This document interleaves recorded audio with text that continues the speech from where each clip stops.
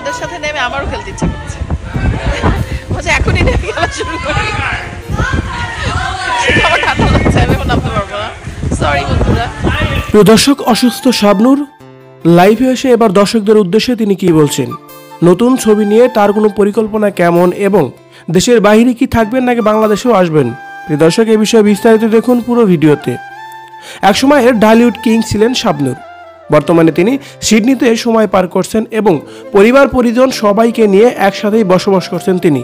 কিন্তু মাঝখানে দেখা দিয়েছিল শাবনূর নতুন করে নতুন সিনেমায় চুক্তিবদ্ধ হয়েছেন এবং রঙ্গনা নামে একটি সিনেমায় শুটিংও শেষ করেছেন তিনি।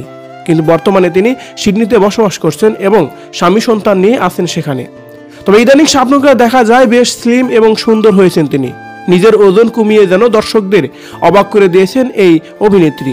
হঠাৎ করে আজকে সকালে দেখা গেল তার নতুন একটি ভিডিও, যেখানে শাবনূর লাইভ এসে বলতেছিলেন, ওদের পানির মধ্যে খেলা করতে দেখে আমারও নামতে খুব ইচ্ছে করছে, মনে হয় এখনোই ওদের সাথে নেমে যায়, কিন্তু আমি তো নামতে পারবো না, আমার তো ঠান্ডা জ্বর লেগেছে, তাই তো আমি নামতে পারলাম না।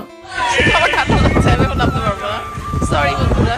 মিষ্টি হাসি দিয়ে যেন এইভাবেই কথা বলতেছিলেন শাবনূর। তবে শাবনূরের এই লাইভ ভিডিওটি দেখে রীতিমতো প্রশংসায় ভাসিয়েছে অনেকেই, কেননা শাবনূরকে দেখতে বেশ আগের চেয়ে অনেক বেশি সুন্দর লাগছে, অনেক স্লিম এবং তার মুখের হাসিটাও যেন অনেক মিষ্টি হয়ে গেছে এখন।